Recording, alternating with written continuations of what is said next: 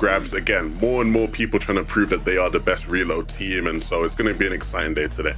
It really is, and it was an interesting start to the first qualifying finals because we didn't necessarily see the duos we expected to come fierce straight out the gate, do the best. And actually, if we look at the stats of the teams that got the most early game eliminations, 11, they weren't reflective of the teams that got the top 5 placement on the leaderboard. Yeah, look, some of these guys, oh, actually, that's not true. Champion Flixie did get 5th, but the teams that qualified for the actual EWC LAN were not the ones that were super aggressive early on, right? There wasn't that direct correlation, which I think some people were expecting, right? When the first 2 games happened, Harry, it was slow. People were thinking, wait, this is reload, right? Why are people not being super aggressive? They can reload. And I think after game 3, people realized, wait, we can do that. And so the aggression picked up, but it wasn't necessarily the key to success. I think what people need to understand about reload is similar to Battle Royale. A lot of the skill gap is in your ability to make it to endgame super stacked and then having clean endgames, right? And having the right endgame fundamentals. And so if you're a team like Champion Flixie, just because their super aggression didn't lead to them qualifying, it doesn't mean that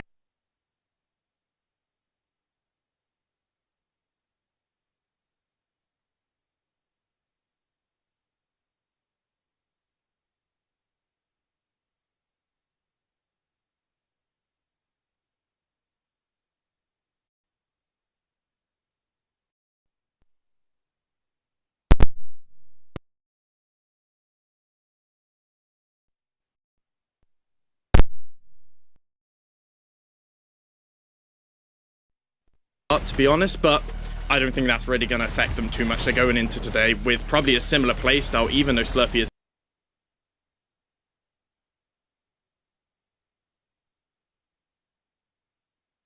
as contested as it was last time.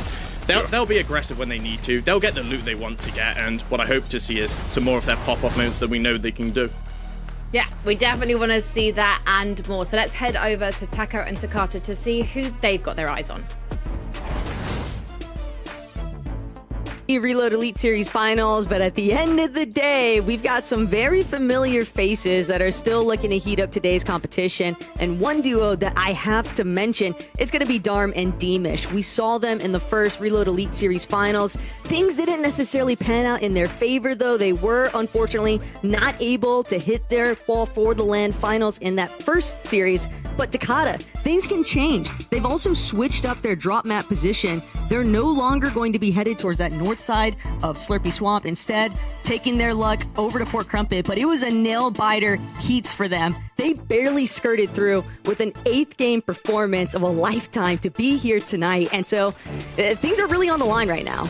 Yeah, I mean, they got 9th place in the previous finals, and now, you said things switch up quickly. It was looking like they were going to be contested at Fort Crumpet, but they are now uncontested, and honestly, I think things are looking bright. They got the motivation from a solid performance in the last qualifier finals, but now, they want to get that top 3. They want to make it to that $2.5 million land. Obviously, and with the great coach behind us, Sven behind them, I'm sure anything is possible, but they're not going to be the only ones in today's competition, so let's head on back over to Frankie, Levin, and Harry. Shout out to Sven. We love him here on the desk. But let's talk about what's going to be happening in terms of strategies and what we're expecting. Because if we look back to our first qualifying final back in February 11, we saw variations on strategies when it came to that end game and the height situation. Yeah, for sure. Look, I just said earlier, right? The key sort of skill gap in Reload right now is just your ability to have successful end games. And I think the key way is going to be being aggressive towards playing for height, right? We're seeing success come from teams on height. But like you said, there were plenty of different approaches to it, right? And Harry, you're obviously a coach. You've seen and prepared some teams to play in these types of lobbies. Like, what of the different approaches you've seen be? Because for me, I was shocked to see Twerk and Midra looking as experienced as they did last weekend. Yeah, and I mean, we're looking at game 1 here, which they ended up winning the first of 2, and the first thing you've got to notice is the zone, right? When it pulls far like this, teams are going to have less shockwave. It's going to be easier to hold height, and as this is one of the most stable heights we saw in the finals last time around, and the next thing is obviously the early connection, and then the pressure towards second height and tracking the med misters who, at some point, will be looking to take height with a shockwave if they can. And we compare it to game 2, probably the most chaotic game we had, and as you can see, it's already starting out really chaotic with teams fighting towards the high ground. ground. And when they set up this ulti-hype position, you can see they don't have exact track on who potentially is looking up, who might be med misting. And as you can see, because their connection point wasn't also that strong as well, and the zone was towards Slurpee and more teams had shockwaves, they get double chopped out instantly. Podesai and Asa ended up taking height and fighting Flixie and Chap towards it. And even with all this chaos happening, another team, Vico and Malabuka, end up capitalizing on their mistakes. The fact that no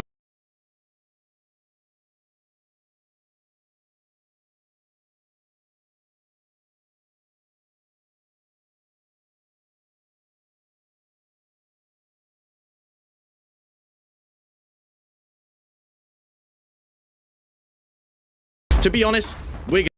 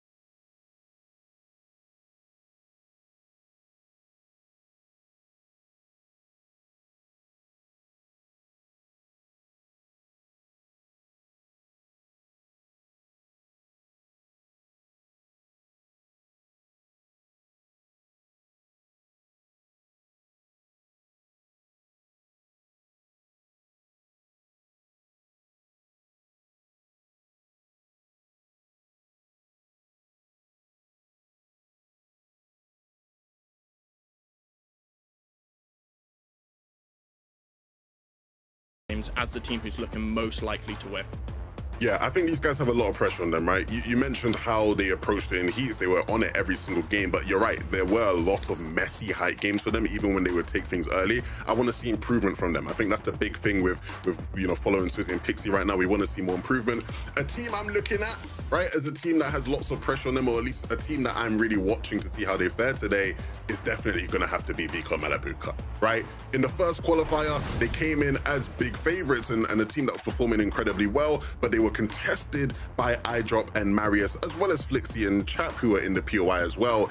And, I made a lot of fun of Resub, right? Because Resub, we wouldn't have predicted them to actually come out on top of it. And I said, I just don't know how that's going to go when you're fighting iDrop and Marius every single game. And it didn't go too well a lot of the time. This time around, you ain't got to worry about that, Frankie. They can chill. They can enjoy the luxuries of off-spawn at Slurpee, hopefully, right? As long as Flixie and Chap don't want to mess around with them too much.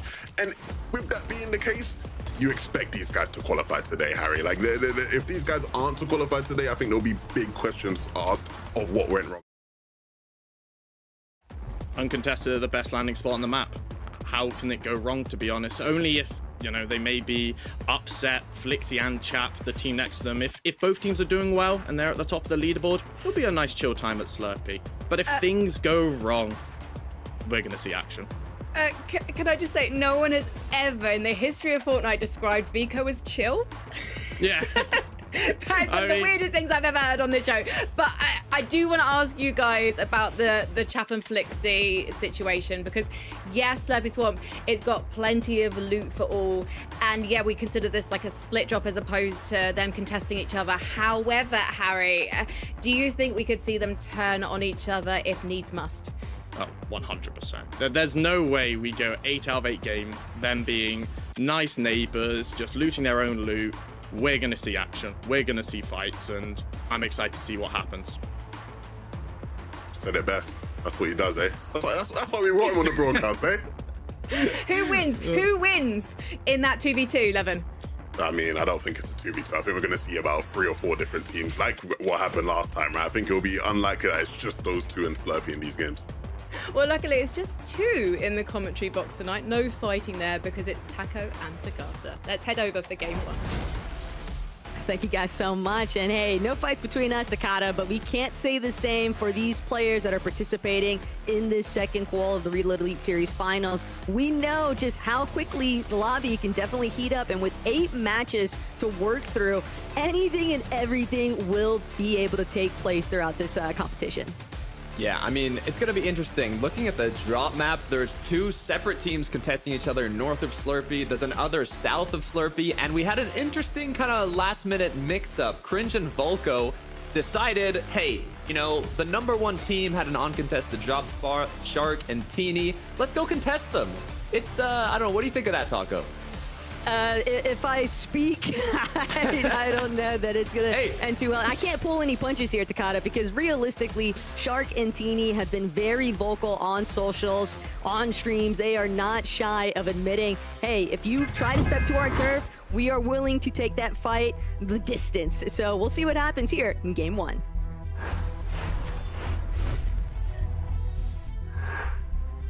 Good news is you don't have to wait long. Look, that shows confidence in my opinion. Will they commit to it though?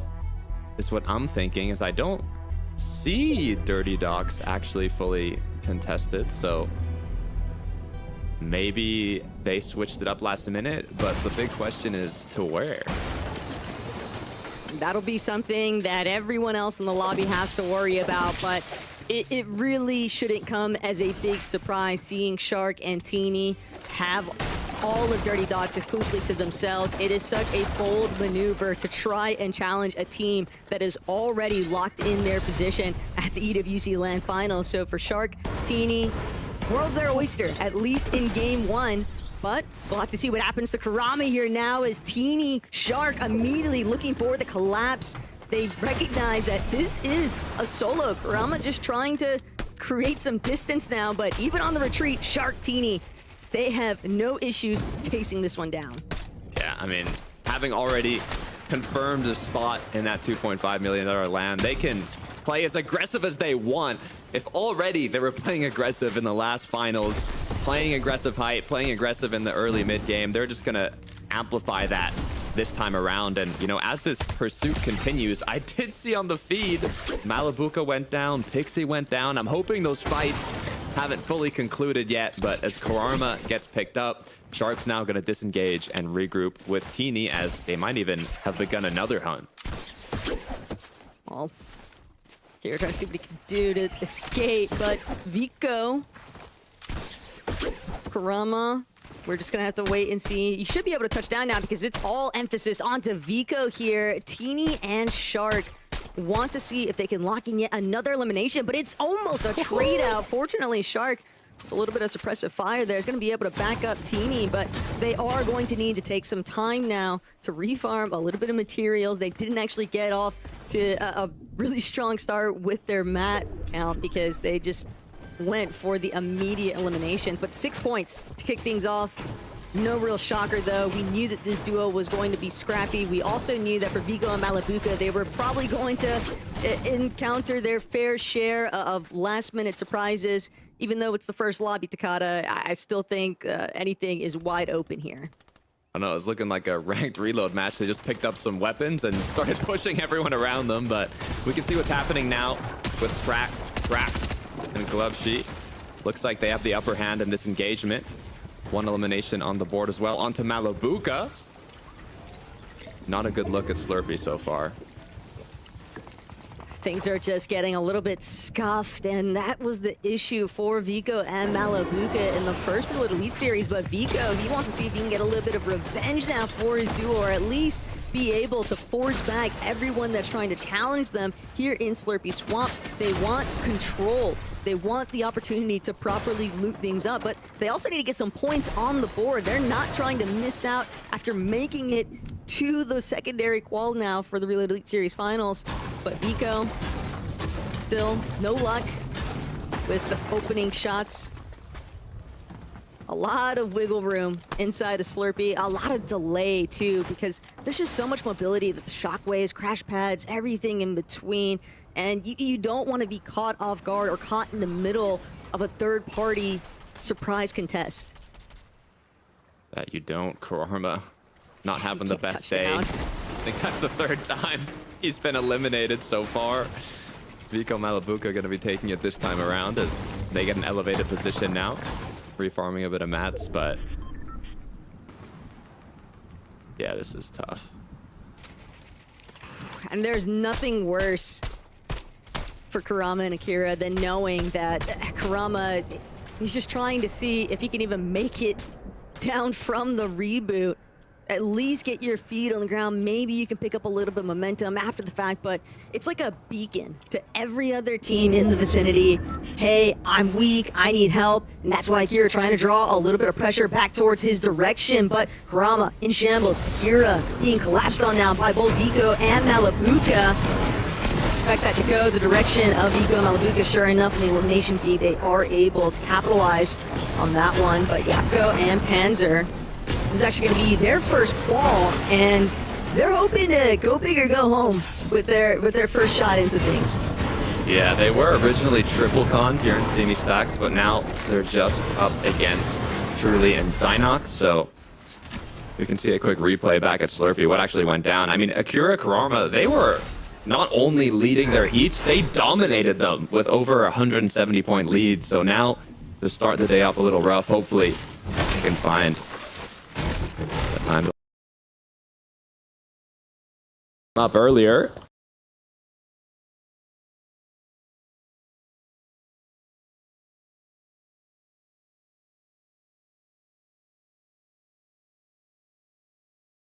And they've got the luxury of being uncontested at Fort Crumpet, but they're still trying to be cognizant of some of the other duos lingering nearby.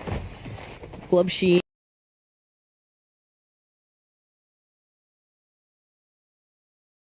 Keep tabs on teams that are looking to rotate a little bit after the fact, but if you're able to confirm a decent position just inside Edge's zone and be able to follow the direction of where these zone pools are headed and see whether or not they'll even have the opportunity to maybe pick off any players that might still be looking for those early reboots. It's just whoever is the first victim usually remains the victim throughout the process. And Chat Flixie kind of on the receiving end of things right now. Gonzo and Pradaj are going to get a little bit scrappy here now, but they'll just keep an eye out for Lucia and Howley.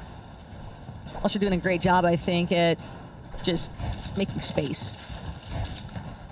Yeah, nothing too aggressive happening right now. You gotta hope at this point they've secured enough mats, enough loot. Going down in the mid game is much worse than the start, so Chino and Pablo kind of wait in this zone out. But they've got tabs on Truly and Zynox in the distance. And I think the Truly and Zynox are an interesting duo because a little bit of noble grinders. They've definitely been trying to get the reps in and their performance in their heats. I mean, they finished first, Takada, so I think that we could potentially be seeing, you know, the surfacing of a dark horse competitor here, but knowing that they are contested at Steamy Stacks with Yapko Panzer, it seems like they're opting more for the split POI intentions, but have to wait and see what happens with them later on here as Volko Cringe gonna invest a little bit more time inside the storm. Those early tick damages, nothing to really be too pressed over, and they want to make sure that they have a healthy material count before they start rotating in. Yeah, so now they're on the west side of the map. I'm curious to where they actually landed exactly, but no elims on the board. No, they're getting the loot up there. Not ideal, but could be significantly worse, so actually looking quite nice. It's decent, but Storm's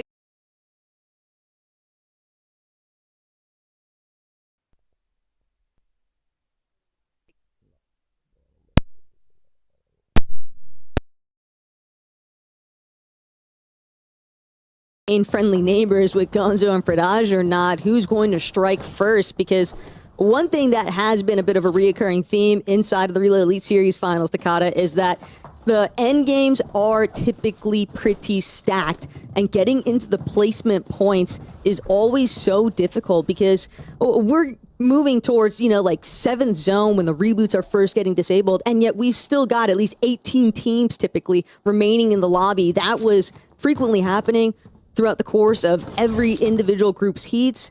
And so when you take, the best players' performances from those heats and now add them all into one set lobby finals, you have to anticipate that it's going to be more or less a lot of the same. Yeah, I mean, especially the first games of the day, they are a bit slower and more stacked in that end game. So we'll see if that trend kind of continues on here. Prax and Glubchi in a bit of a potentially tough rotate depending on whether zone closes, but a beautiful pull. A 6th zone comes to a close. A reminder that reboots do disable when that 7th zone appears, so they've got a bit of time, but you got to start thinking about that now in the back of your mind. Most of these players just going to be kind of following the direction of the supply drops for those initial hints for where the zone might be pulling, but Glubshi, Prax, they boxed up, they found a little bit of space. Things are relatively wide open currently, Takata, and you just never want to be the team that gets lobbied first, but you never know. I mean, you wait too long to start rotating, you become a victim of teams that clearly want to just take advantage of opening a route in front of them, or maybe they want to overtake the space that you've already tried to claim because they just feel like it's a slightly better position. I could just tell that everyone a bit hesitant to be the first one to strike, but eventually sparks are going to have to fly. 100%. As we do have 45 seconds left till the zone closes. 2 out of our 3 duos that qualified in the first qualifier finals are competing here today. Chino and Pablo, I'm curious to see how they end up playing this one out. They're also uncontested on the west, but Bimbo is going to get caught off now. You talked about storm sickness. Hopefully they weren't there too long because they're going to be feeling it later if they make it that far. But check out one of our real powerhouse duos, Shark and Teeny, and they definitely look very healthy heading into some of these future zones. Just a few more moments now until reboots are officially disabled, and that's where you can start to anticipate that a lot of the action is going to begin kicking off, because it's finally the moment where teams know that they'll actually have a real opportunity to try and basically play spoiler to anybody else's run here in this first lobby. But Teeny, Shark, the main thing I'm going to keep an eye out for is how long they're actually able to retain the shockwave grenades. Shockwaves have just made height so difficult to control because everything just seems like it gets destroyed when you have no way of telling which direction players are going to come flying into your box. And the fact of the matter is the shockwave grenades are just devastating to builds in general. They really are. Good news is this already happened in the last finals, but compared to earlier on, there's only 4 total shockwaves you can carry now, as you can see in Malibuca's inventory. I got high hopes for this duo, Taco. I'm right in the same boat Levin is here. I want to see them have a big performance in these finals. And it all starts in the first game. They're stacked, they've got mats, So let's see if they can make it happen. They're trying to raise their own stock even, especially after what happened in the first Little League Series finals they participated in. But Volko, Cringe, they look like they've got some intentions of their own accord as teams start navigating forward, trying to head towards that next front side of zone. If you're a little bit one step behind, you never know. They're going to stick a little bit more committed towards this low ground terrain for the time being. But Vico, he's been fully cracked. He's going to have to take a moment to actually replenish his shields. Same case scenario for other teams like Chino and Pablo. But at least one Slurp Juice remains. They'll be able to start trekking forward now. And it looks like they're beating the rest of the lobby to it. Yeah, 34 players still up. This is going to be a tough one as now Chino, Pablo hold zone. We'll see how Height ends up playing. We talked about potential contenders. Sharkantini, 7 out of 8 matches in the finals were on Height. But Swizzy and Pixie, 8 out of 8 games in the heats. So we'll see how aggressive these players end up getting. But so far, Sharkantini, at no surprise, are holding on to Height. And it's a big investment from Sharkantini too. So much metal as they tarp overhead. Now to begin a little bit of connection sequences here. Panzer from overhead. It's dangerous work when you use that Flowberry Fizz and the Shockwaves or the Flowberry plus the crash pads. But the longer you're in the airspace, the more of a target you might just become. Vico and Malabuka from that mid-ground terrain. This is a tough scenario for them. They know that they've got teams directly underneath them, but just pause for a moment. Might be able to find elimination. Instead, it's just going to be all about maintaining their space. Yeah, and doing a beautiful job of it so far. I mean, to reiterate what Harry was saying is that it's not just about the game plan of Height, the mobility, the items. It's also about the duos in the lobby. If you know Sharkantini in the lobby, you know there's a good chance that that's them on Height so early on, using all the metal, doing what they can to hold on. But what this team excels in is not only holding Height, but playing aggressive with it and finding those eliminations. So I'm excited to see that happen shortly on the low ground, though. Chino picking up another one. Now 3 total eliminations racked up. But it might have come at a cost here. Pablo is incredibly injured right now. It's all going to come down to Chino being able to create a little bit of space. They at least have 2 of those Medmis grenades at their disposal, but at the same time, do you have a moment to breathe when you have so many layers potentially looking to collapse overhead, players that are scrambling to drop to that ultimate low ground because they don't want to risk getting caught out inside of some of the smothering that's happening inside of this mid-ground. Sharkantini just applying so much pressure to these teams underneath them, and Chat Flixie, they're going to begin trying to break their way forward. Be stuck for a moment though, lingering a little bit towards that backside of zone, but Chino, Pablo, they are still looking to claim that frontside low position. They want it so badly, and Kashi, Byron, if they're not careful, they're gonna have to tango with both Pablo and Chino. In fact, they might not even leave them an option here because Chino and Pablo, they want to claim as much space as they can in the low ground. Chat Flixie now going to be the ones to try and overtake on Height. Shark's going to be the first to fall here as Chat Flixie, they might have actually done it. Elimination fully claimed now onto Shark. That's going to send Teeny packing. This is where the pace picks up as well now. Chaos unfolding as duos start running low on mats, forcing to Medmist in zone, forcing to pop those heals, and with Height overthrown, now second.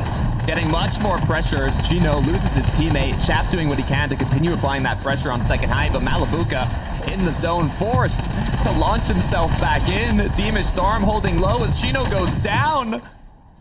The most tragic shockwave. You just never know what build you're breaking into. The players on the other end of them just might be a little bit more prepared for it, but Malabuka as a solo now, going to be able to break into the starting point, at least 4 placement points here, but Flixie and Chap have firm control of the high ground, but they don't have that many materials to work with here, Takada. So I think that they've really got to try and find a refresh, Oh, no. a chance to drop down for Stroky and Bevies lurking in the low ground. Malabuka, though, with a big elimination onto Pradaj. That's the refresh he needed. The Siphon going to buy him a little bit of a lifeline here as Yapko, Panzer still trying to tarp their way forward, but Malabuka will be claimed. It's Yapko and Panzer who have now taken over the mid ground, but they'll be forced to draw ultimate low. Shockwave just breaking through all these builds. This zone is continue to ride the edge of the mountain. Incredibly tough for anybody on low to mid, but Yapko manages to pick up Vestroki as it continues forward. Bevies as a solo picks up Yapko. There's now just 4 players standing. Chap and Flixie have to drop down, and they do it, securing the victory for game 1. The real battle was won for Chap and Flixie the moment that they were able to overthrow Shark and Teeny on height. That zone pool was just so vicious for the rest of the lobby. It essentially cannibalized itself because Chap, Flixie, they're putting down so much overhead pressure. Frankie, Levin, Harry, what have y'all got to say? As the zone pulled down the hill, so did the fortunes of many of the duos in that lobby. But Chap and Flixie were able to capitalize, Levin. Yeah, really impressed by their approach in that game. Harry, at the start, we talked about how they were one of the more aggressive teams, and one of their biggest problems was in endgames, it wasn't as clean, right? They struggled to have a lot of clean endgames last time around. This time around, the height take their, standard stuff for what we're seeing in the reload meta, right? As far as playing deep in the storm, the med mist, going all the way up on height with the shockwave and the fizz. Teeny and Shark had no clue where they were coming from, so they just dropped down and then they can just hold height, awkward zones for the rest of the lobby, and so they're able to just hold on and win the game clean. Absolutely. You see, as we're seeing here, they've got the med mist there. They're looking to try and utilize it in an aggressive way because a lot of teams just end up using it just to, heal up. But when you can use it to chop out height, then retake it afterwards. And Shark and Teeny didn't know what was going on. They were dropping down onto second height trying to fight them. And it was a team all the way deep in Storm. Chap and Flixie just able to take from there. And as you said, the zone's pulling off the map. No one's got shockwaves left to even be able to take it off them. And it was just easy pickings from there, picking off players one by one till it's an easy win, all in the ocean. I mean, it was a masterclass by these guys because especially when that zone pulled away, I was just like, well, no one can get to Teeny and Shark now. There's just too much distance. So the fact that those guys were able to pull it off is quite something. And Harry, I'm guessing it played into their game plan in a way. They know that Shark and Teeny are going to be going for their height. So all they need to do really is bide their time and just wait for the right moment. Yeah, if you're looking to win games and you want to qualify to the LAN, you're going to have to take height at some point. You're going to have to figure out whatever way it is, whether it's you're taking it early like Teeny and Shark, or you're waiting till they make a mess up and they slip up, and that's what happened there, and they capitalized and they got the reward from it. Well, let me tell you something, boys. Shark and Teeny, they're already qualified, and as we saw in that lobby, they are not pulling their punches. We'll see who they're going to be hitting up in game number 2, but that's coming after the break.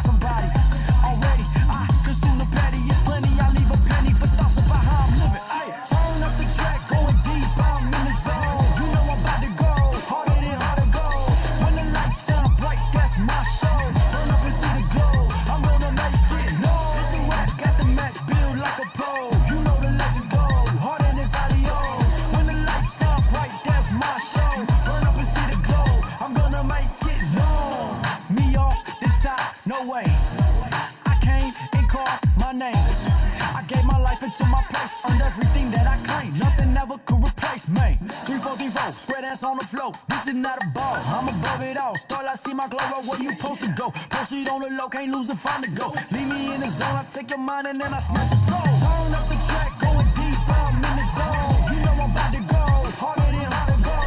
When the lights shine bright, that's my show. Burn up and see the glow, I'm gonna make it known. I get it, they love my whole steady. But God, so listen, told you this ain't hypothetical. Answer the call, prove this once and for all. Can't reach me with an arrow, summer nights I never fall. No cattle, the goat don't wear a saddle. Go riders off my body, cut them off, they acting sloppy. Already, I consume the petty. The vision's 2020, believe your eyes are winning.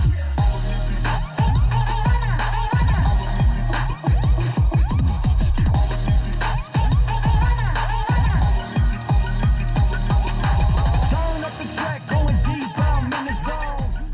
Welcome back to the Fortnite Reload Elite series, and that was a blazing game one, certainly more aggressive in the early game than we saw last month in our opener, and that's exactly what we want to see, Coach Harry. And also we want to see the leaderboard, because I'm really interested to know who came out on top there. Obviously Chap and Flixie, we know that they're going to pick up loads of eliminations, and that's they got the victory royale there on top, but also having a look at number 3, Yapko and Panzer. This is a duo we're really excited for, but obviously they didn't show up last time round. So were you pleasantly surprised by their performance in game 1, Levin? Yeah, definitely one of those sort of maybe not sleeper teams per se, right? Because I think everybody knows just how talented these two are. But I think what impressed me the most about their endgame here is you can look at the materials on Yapko. They didn't have much to work with, right? It was a bit of a scrappy one. And in a lobby where there's so much talent in these endgames, you're not going to have a clean endgame every single time. What impressed me the most about them in this game is that even when things were messy, most of the time they were able to just really stay together. 2 shotguns always going to be better than 1. And Harry, we know these 2 players, their aim is unbelievable, right?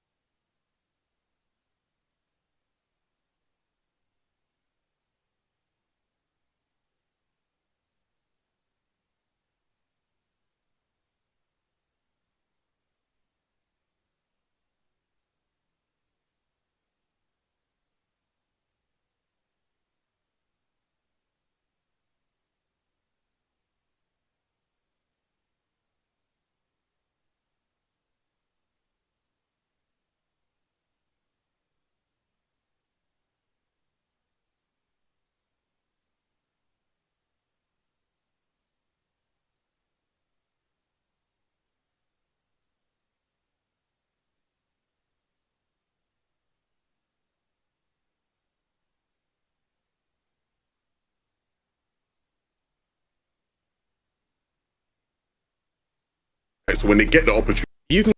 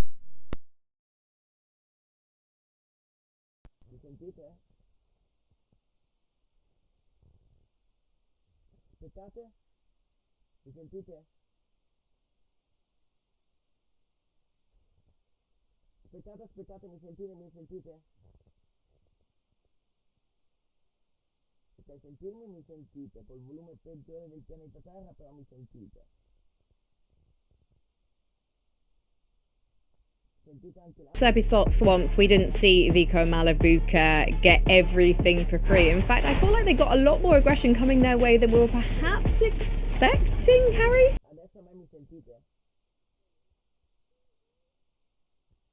Ok, a me mi sentite però con un volume bassissimo. Allora,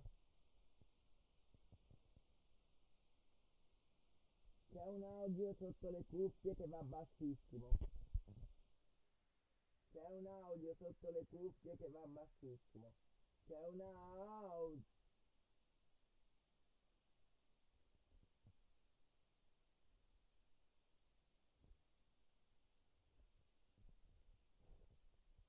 Aspettate un secondo.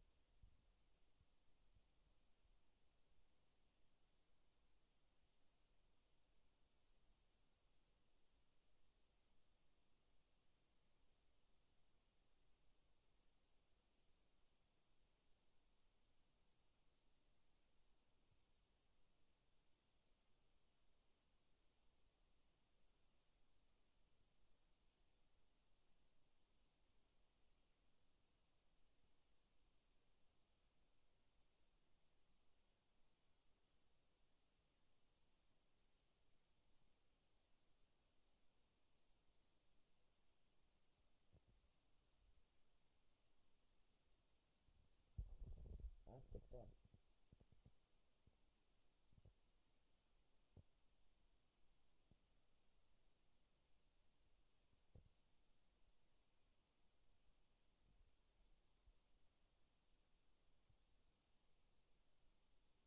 Ora risolviamo questo oggi, ragazzi. Allora,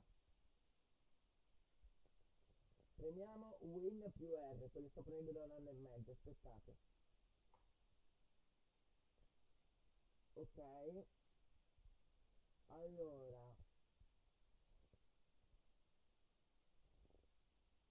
registrazione. Aspettate, ma voi una tacca la sentite, vero? Voi una tacchetta? Mi sentite? Mi sentite?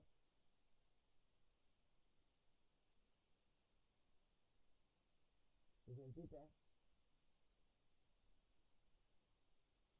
Ok, mi sentite, allora aspettate. Eh.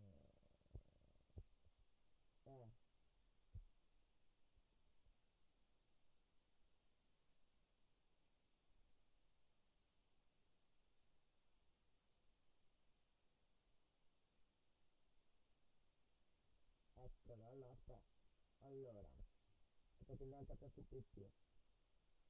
Clicca registrazione, ci siamo. Sì.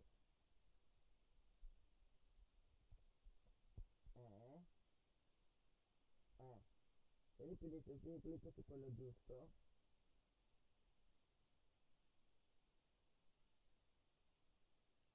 Ok.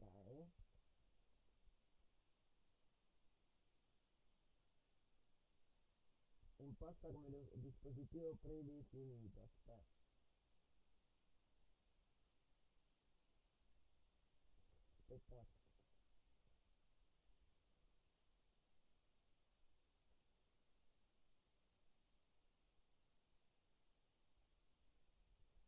Come dispositivo predefinito. Aspettate, raga, oggi risolviamo tutti i problemi, aspettate. E domani la sto accedendo a live così riesco a regolarmi i problemi. Allora.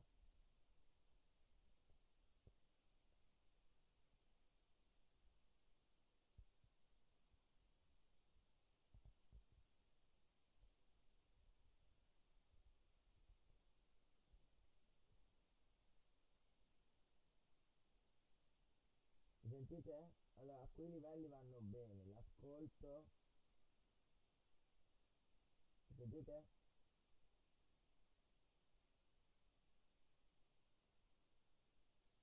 Mi sentite?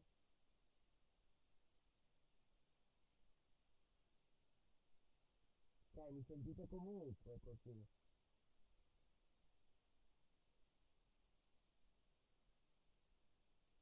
Così mi sentite comunque? Sì? Ok, allora.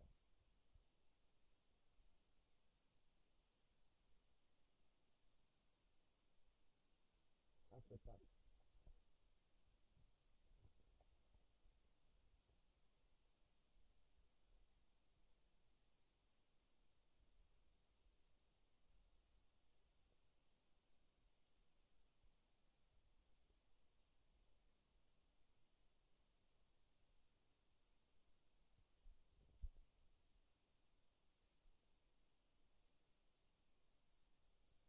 Allora. 16 bit 44.100.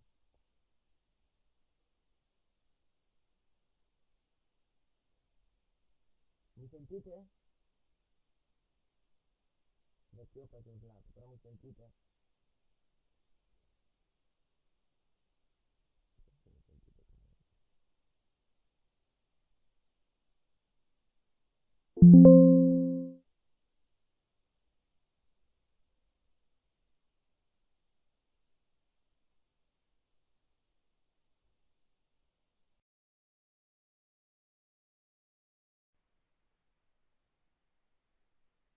Allora, ragazzi, aspettate.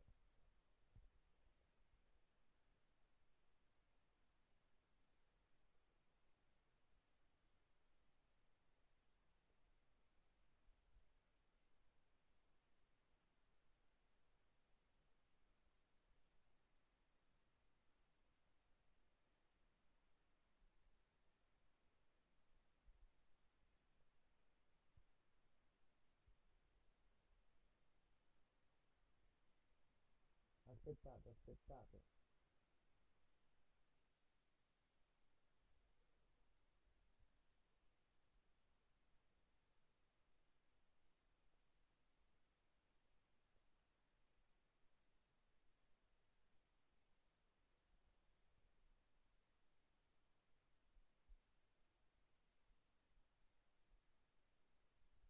Allora, dovremmo iniziare col più 20. Il più 20 non c'è, almeno.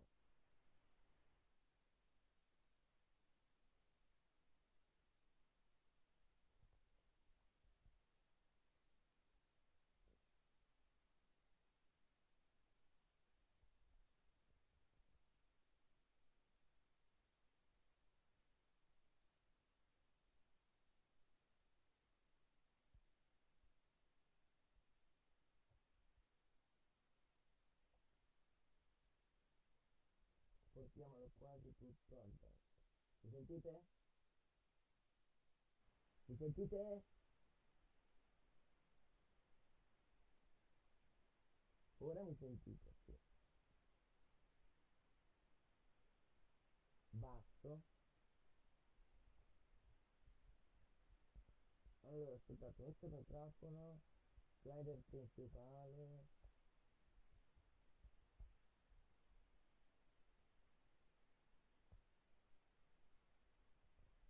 Adesso dovremmo in teoria starto la rotella.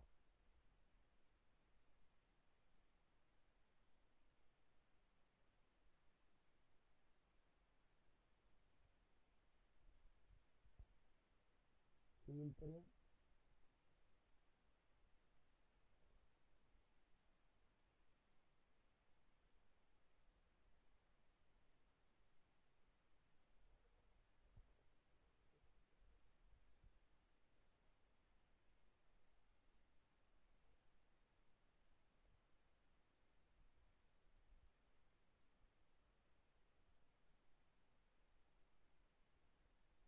Questo non va a destra ovviamente, già qui ci sono.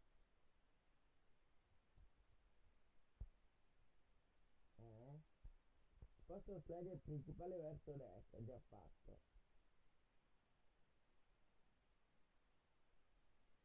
No, non siamo tanto sul rosso, siamo sul verde, ma molto bassi come verde. Fate un attimo, non vediamo se sento bene. Oh! Ok, l'audio si sente, però mi sente solo se urlo. Voi ragazzi quindi non mi sentite bene? Mi sentite più basso? Aspettate. Allora.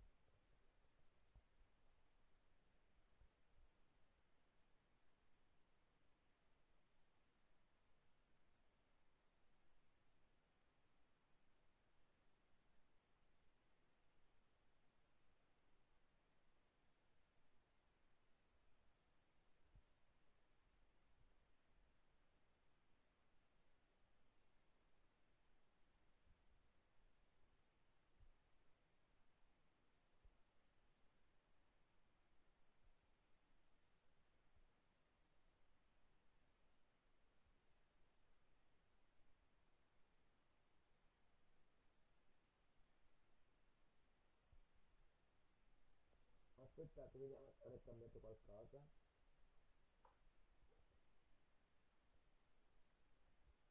Registrazione. Microfono. Proprietà. Livelli. Mi sentite? Mi sentite?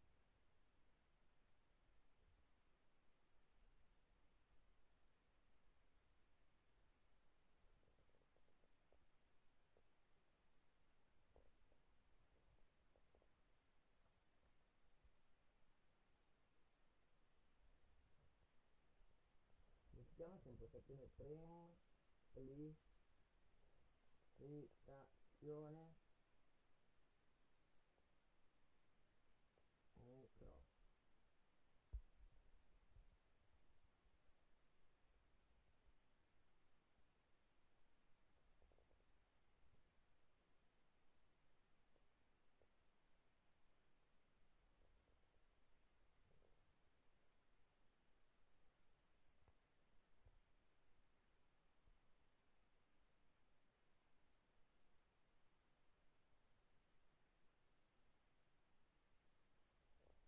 Più 20 più 25 senza esagerare.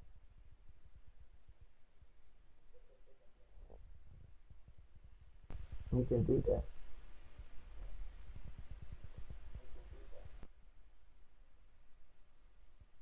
Mi sentite?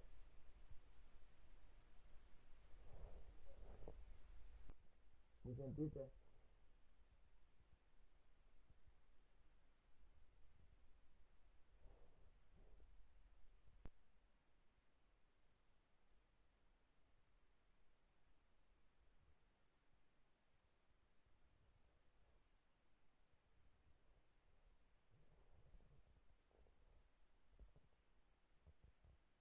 Mi sentite?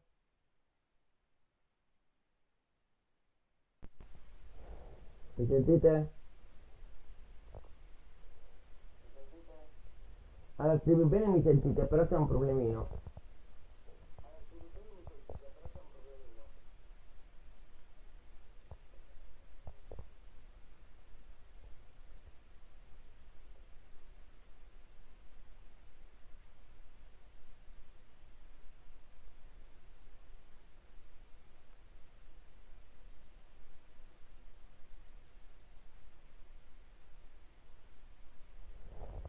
Più 15 più 18 circa consigliano, bro.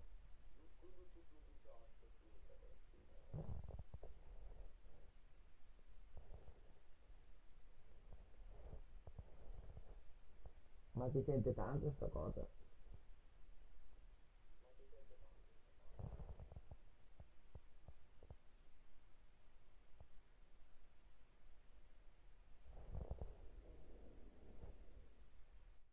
Mi sentite comunque?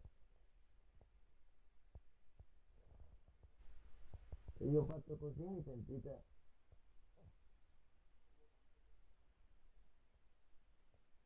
Così? Così?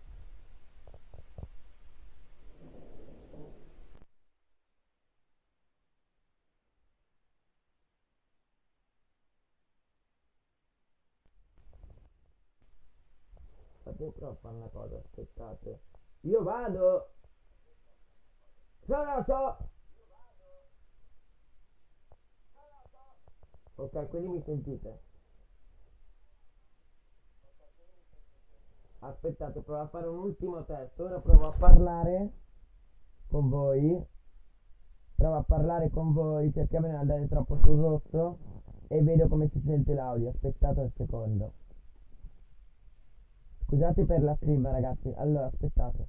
Se io vado qui, vado sul mio canale, sto un pochetto urlando perché io urlo quando parlo purtroppo, perché quello sono io ragazzi, urlo sempre quando parlo, anche senza volerlo. Vedete, tipo è normale, cioè io lo sapete che ho la voce abbastanza alta anche quando parlo normalmente. Se dovrei parlare così io non ce la faccio, lo sapete. Allora, ora noi dobbiamo provare a fare un piccolo test.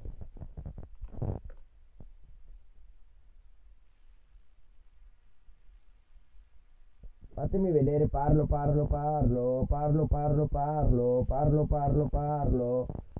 cazzo si è aperta sta cosa? Ok, parlo, perché cazzo si è aperta sta cosa? Ok, parlo, perché cazzo si è aperta sta cosa? Ok, parlo, perché cazzo si è aperta sta cosa? Ok. Parlo, che cazzo si è aperta sta cosa? Parlo, che cazzo si è aperta sta cosa? Parlo, che cazzo si è aperta sta cosa? Parlo, che cazzo si è aperta sta cosa? Parlo, che cazzo si è aperta sta cosa? Parlo, che cazzo si è aperta sta cosa? Parlo, che cazzo si è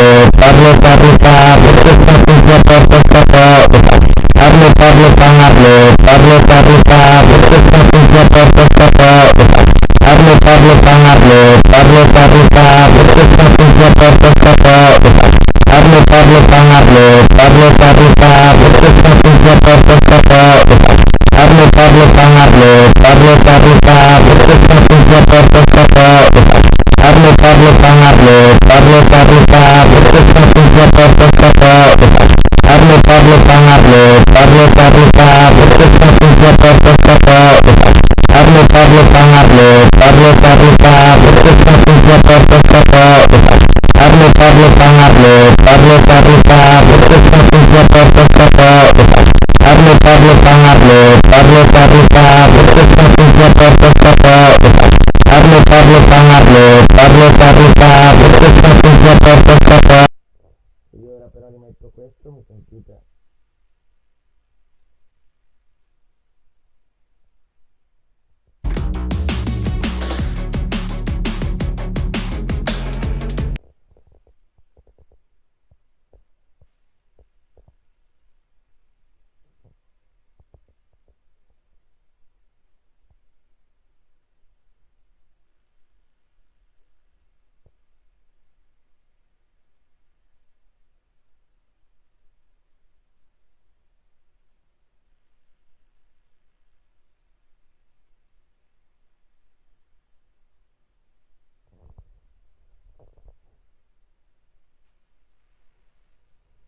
Aspettate ragazzi, voi non mi sentite, oggi sistemo tutto di OBS e preparo tutto, magari stasera starto una live. Ripartiamo da zero, proprio le basi di OBS, creiamo una nuova zona, eliminiamo tutte e creiamo una nuova zona.